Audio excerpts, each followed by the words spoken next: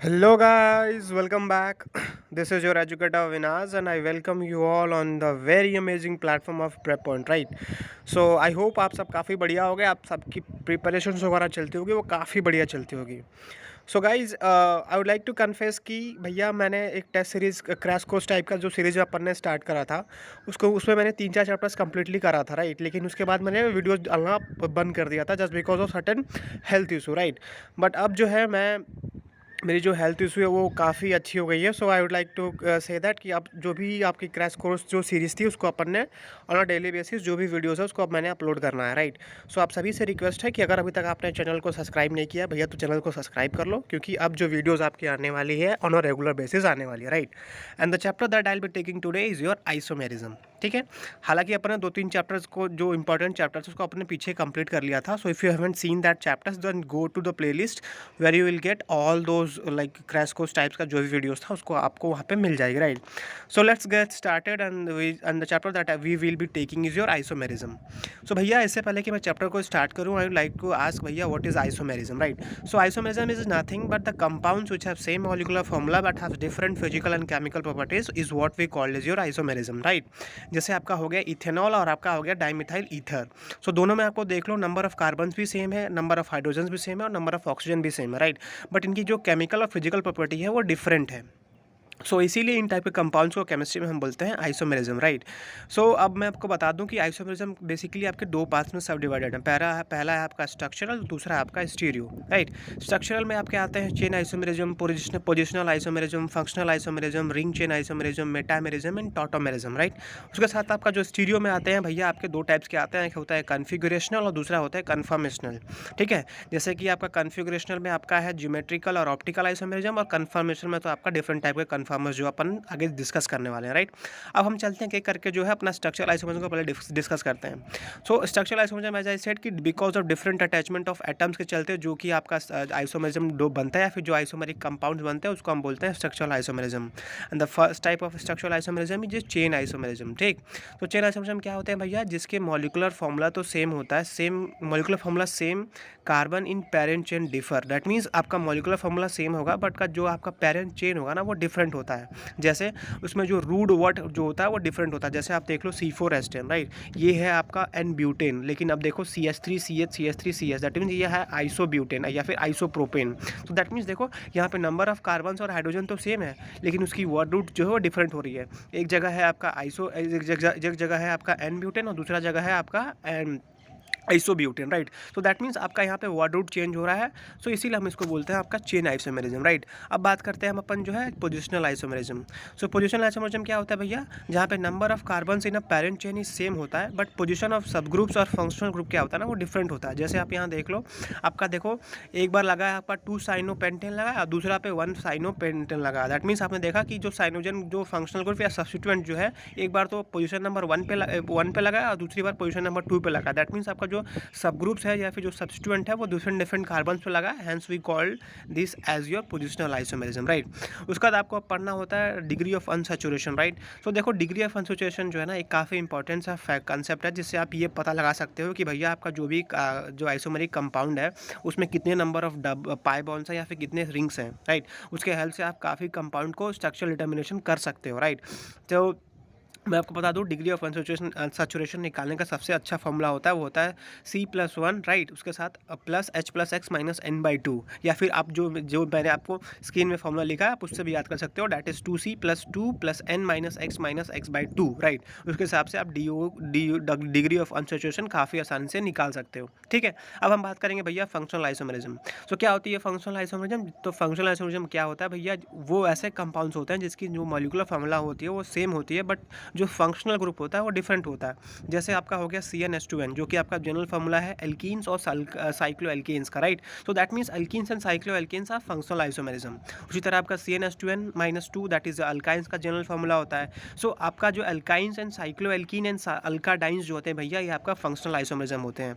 Same उसी तरह आपका CnH2n+2+O दैट इज आपका अल्कोहल्स एंड ईथर्स भी आप एक दूसरे में आपके फंक्शनल आइसोमेरिज्म है. चौथा आपका हो गया CnH2nO that is aldehyde, ketones, unsaturated alcohols and unsaturated ethers are your functional isomerism, right. So अब बात करेंगे हम मेटामेरिज्म। मेटामेरिज्म क्या होता है भैया, जब number of alkyl groups around a hetero atom is different, right. So उस टाइप के कंपाउंड्स को आप बोलते हैं मेटामेरिज्म, ठीक। अब बात करेंगे भैया टॉटोमेरिज्म। तो टॉटोमेरिज्म क्या होता है, दो टू मॉलिक्यूल्स और structures are dynamic in equilibrium. जैसे आपको मैं सिंपल लैंग्वेज में बताऊं कि व्हाट इज टॉटोमेरिज्म, तो भैया टॉटोमेरिज्म ऐसे कंपाउंड्स होते हैं, ऐसे आइसोमेरिक कंपाउंड होते हैं जिसके अल्फा, जो आपका अल्फा कार्बन होता है ना, वहाँ पे वो कार्बन जो है एट पर्टिकुलरली आपका sp3 हाइब्रिडाइज होना चाहिए और उसके पास एटलीस्ट जो है एक अल्फा हाइड्रोजन तो होना ही चाहिए, तभी वो आप उस कंपाउंड्स को आपका जो है टॉटोमेरिज्म शो करेगा, राइट। और बेसिकली आपके डिफरेंट डिफरेंट टाइप के टॉटोमेरिज्म होते हैं, हालांकि वो हो सकता है 1,3 टॉटोमेरिज्म हो सकता है, 1,5 टॉटोमेरिज्म हो सकता है, जिसको मैं अभी जब एग्जाम्पल कराऊंगा, जब क्वेश्चंस कराऊंगा, तब आप वहाँ पे कंसेप्ट जो है अच्छे से क्लियर होगा। जैसे आप यहाँ देख लो, एक सबसे क्लासिक एग्जाम्पल ऑफ टॉटोमेरिज्म होता है, वो होता है कीटो इनोल टॉटोमेरिज्म, राइट। सो आप यहाँ देख सकते हो, जो कार्बोनिल के अल्फा पोजीशन पर देखो एक अल्फा हाइड्रोजन है, तो दैट मीन्स यहाँ पे 3 अल्फा हाइड्रोजन है, राइट। तो दैट मीन्स ये देखो, वो कार्बन आपका sp3 हाइब्रिडाइज भी है और उसके साथ उसके पास 3 अल्फा हाइड्रोजन भी है। सो ऐसे टाइप के कंपाउंड्स जो आपका टॉटोमेरिज्म शो करते हैं, उस सब के कंपाउंड्स को हम इसी तरीके से डिटरमाइन कर सकते हैं। अनेक क्लासिक एग्जांपल मैं आपको दिखा रहा हूँ, जो ब्रैकेट में मैंने करके रखा है ना, आपका कीटो इनोल टॉटोमेरिज्म, राइट। सो ये देखो, यहाँ पे कीटो ग्रुप है, लेकिन आपका वहाँ हो गया इन, मतलब वहाँ पे डबल बॉन्ड हो गया और ओवल हो गया, दैट मीन्स इसीलिए हम उसको बोलते हैं इनोल, राइट। तो जनरली देखो क्या होता है ना, जनरली जो है कीटो फॉर्म जो होता है मोर स्टेबल होता है, but enol will be higher in percentage when there is presence of alpha, there presence of hydrogen bonding, और देयर कभी भी जब वहाँ पे एरोमेसिटी होगी ना, जैसे हक्कल चुल को अगर फॉलो करता है, तभी भी वहाँ पे जो है इनोल फॉर्म जो है ज़्यादा स्टेबल होता है। या फिर आप बोल सकते हो, जहाँ पे presence of alpha and gamma hydrogen is required, double bond और positive charge on bridge head carbon is unstable, तो वहाँ पे भी जो है आपका ये काफ़ी स्टेबल होता है आपका इनोल फॉर्म, राइट। अब हम बात करेंगे आपका geometrical isomerism, right. Geometrical isomerism मतलब कन्फिगरेशन का, मतलब जो आपका सेकंड पार्ट है, जो आपकी है आपका स्टीरियो में आपका 2 टाइप्स के आते हैं ना, आपका कन्फिगरेशनल और कन्फर्मेशनल। अब हम बात करेंगे आपका कन्फिगरेशनल में, जिसमें कि आपका 2 टाइप्स के आते हैं, कि वो ज्योमेट्रिकल, एक होता है ऑप्टिकल।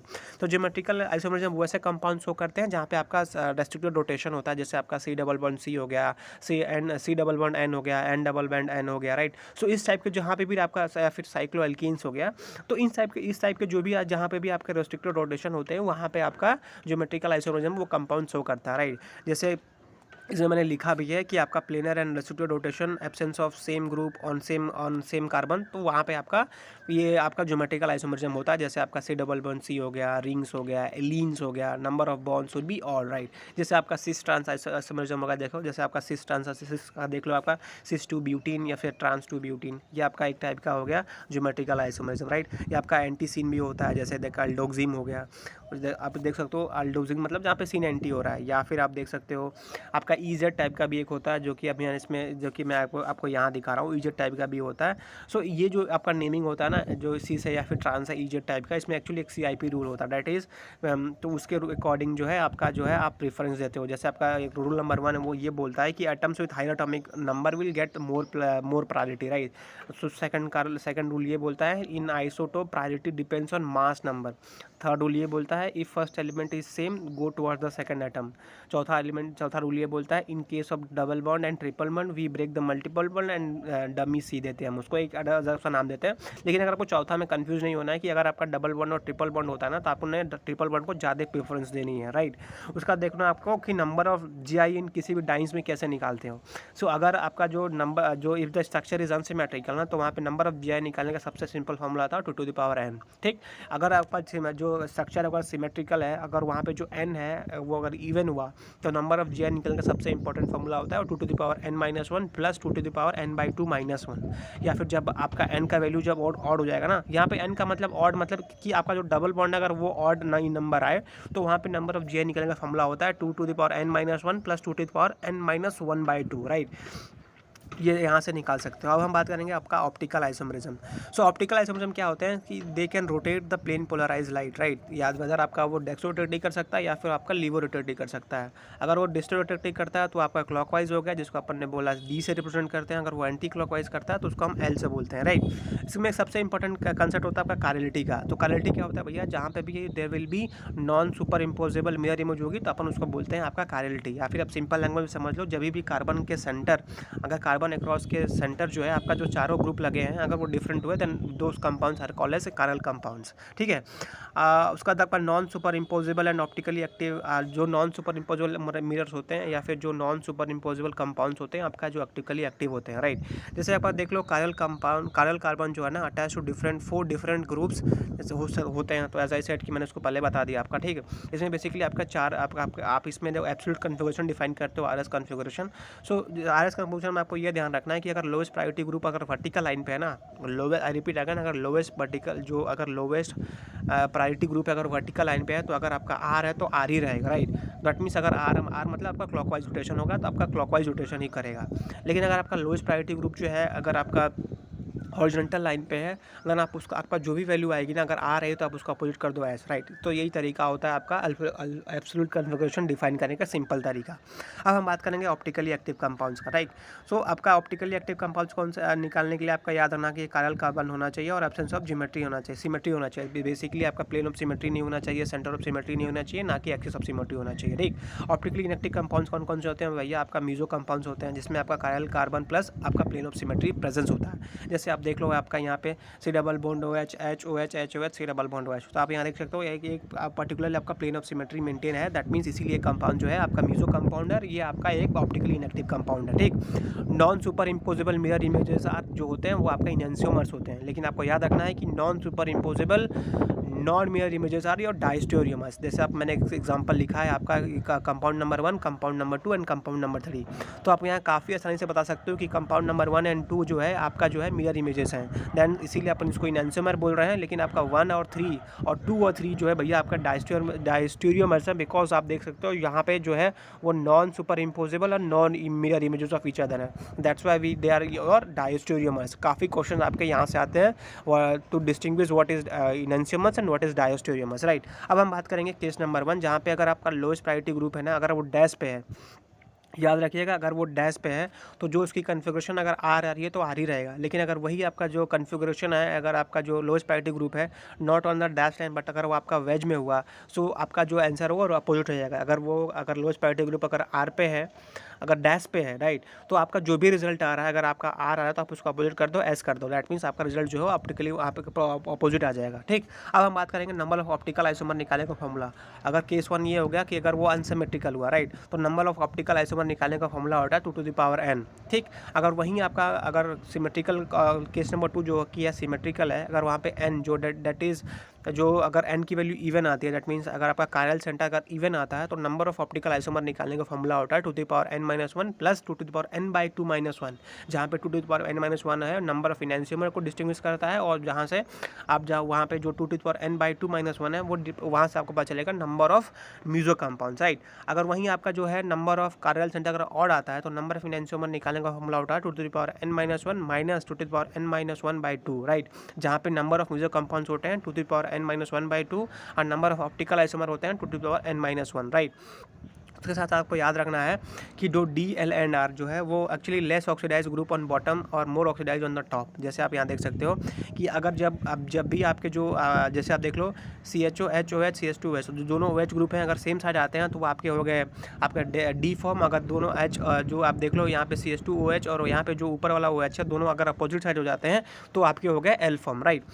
सो एक चीज़ आपको याद रखना है कि इवन नंबर ऑफ एक्सचेंज होगा तो सेम होगा, लेकिन अगर ऑड नंबर ऑफ एक्सचेंज होगा तो वो आपका चेंज हो जाएगा। जैसे कि आप देख लो E3 और 3O, तो देख लो E3O आप कंपाउंड्स वैसे कंपाउंड्स होते हैं जहाँ पे दोनों अगर OH ग्रुप है अगर सेम साइड आते हैं तो आपका E3 हो गया।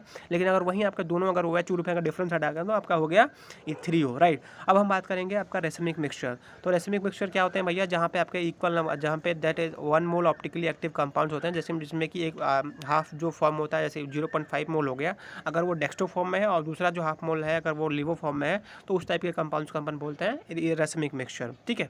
अब हम बात करेंगे आपका सेकंड टाइप का आपका stereo isomer that is conformational isomerism, जहाँ पे आपका जो कार्बन के अक्रॉस जैसे कार्बन सिंगल बॉन्ड कार्बन के अक्रॉस अगर रोटेशन करके डिफरेंट टाइप्स के जो आपको स्ट्रक्चर्स मिलते हैं उसको अपन बोलते हैं आपका कन्फर्मेशनल आइसोमरिज्म, राइट। तो उसमें अपन देखेंगे पहले न्यूमन प्रोजेक्शन, राइट।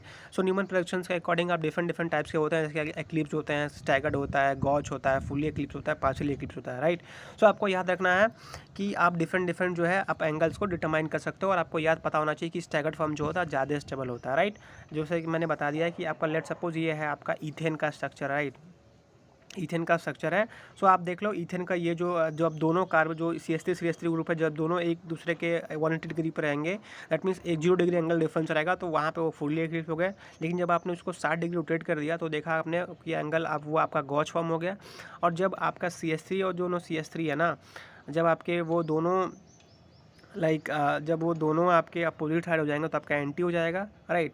फिर आपका जब इस तरीके से जब एंटी फॉर्म जो होता है एक्चुअली वो ज़्यादा स्टेबल होता है, राइट। सो आपको याद रखना, अगर आपको स्टेबिलिटी मेंटेन करना होगा तो एंटी फॉर्म ज़्यादा स्टेबल होता है, देन आपका गॉच फॉर्म होता है, देन आपका पार्शियली क्लिप्स होता है, देन आपका फुल्ली क्लिप्स होता है, राइट। लेकिन अगर आपको याद रखना है कि जब अभी भी आपका हाइड्रोजन बॉन्डिंग प्रेजेंट होता है तो आपका गॉच फॉर्म जो होता है वो ज़्यादा स्टेबल होता है एज कम्पेयर टू एंटी। आपको याद रखना है कि गॉच फॉर्म जो होता है ज़्यादा स्टेबल होता है एज कम्पेयर टू एंटी, जब भी आपका हाइड्रोजन बॉन्ड प्रेजेंट होता है कन्फर्मेशन आइसोमरिज्म में, राइट, क्योंकि आपका यहाँ से क्वेश्चन बार बार आया हुआ है। सो आई होप आपको जो ये सेशन था आपका आइसोमेरिज्म का थोड़ा भी अगर आपको अच्छा लगा हो, थोड़ा भी आपको रिलेटेबल लगा हो नीट के एग्जाम्स के पॉइंट ऑफ व्यू से, तो आपको करना कुछ नहीं भैया, अगर आपको फॉर्मूला एक बार थोड़ा ब्रशअप कराना था, आपको मैंने फॉर्मूला जो है थोड़ा ब्रशअप करा दिया, राइट। अब बात आती है भैया इसके रिगार्डिंग जो भी क्वेश्चन होगा हम अपने अगले सेक्शन में करने वाले हैं, राइट। सो टिल देन आप पढ़ते रहिए, मुस्कुराते रहिए, और हाँ अगर कोई डाउट हो तो आप कमेंट बॉक्स में पिन कर सकते हो, right. So till then hoping you all a very best of luck कि आप अच्छे से पढ़ाई कर रहे होंगे, एंड टिल देन क्या मत पढ़ते रहिए, और मेरे साइड से इतना ही। Till then signing off, bye bye.